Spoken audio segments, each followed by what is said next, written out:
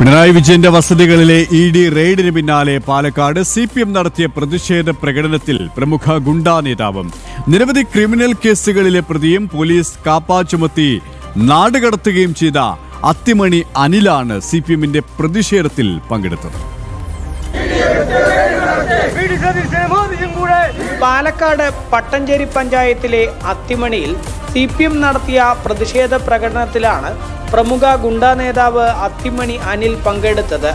പിണറായി വിജയന്റെ വസതികളിൽ ED raid നടത്തിയതിനെ തുടർന്ന് പ്രധാനമന്ത്രിക്കും മുഖ്യമന്ത്രിക്കുമെതിരെ മുദ്രാവാക്യം മുഴക്കിയായിരുന്നു പ്രതിഷേധ പ്രകടനം.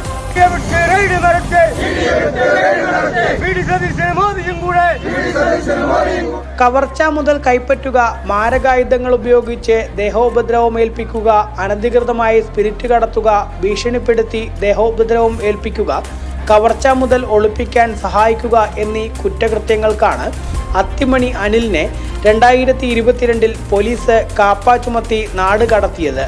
2017 ഗോപാലപുരം ചെക്ക് പോസ്റ്റിൽ എക്സൈസ് ഉദ്യോഗസ്ഥരെ ആക്രമിച്ചതിൽ ഉൾപ്പെടെ നിരവധി ക്രിമിനൽ കേസുകളിൽ പ്രതിയാണ് അത്തിമണി അനിൽ. ചിറ്റൂർ മേഖലയിലെ സ്പിരിറ്റ് എത്തിക്കുന്ന സംഘത്തിലെ പ്രധാന കണ്ണിയുമായിരുന്നു അനിൽ. VS സർക്കാരിന്റെ കാലത്ത് ഗുണ്ടാ നിയമം ചുമത്തി അറസ്റ്റ് ചെയ്യപ്പെട്ട അത്തിമണി അനിൽ തടവ് ശിക്ഷയും അനുഭവിച്ചിരുന്നു. ഒരു കൊലക്കേസിലും പ്രതിയാണ്.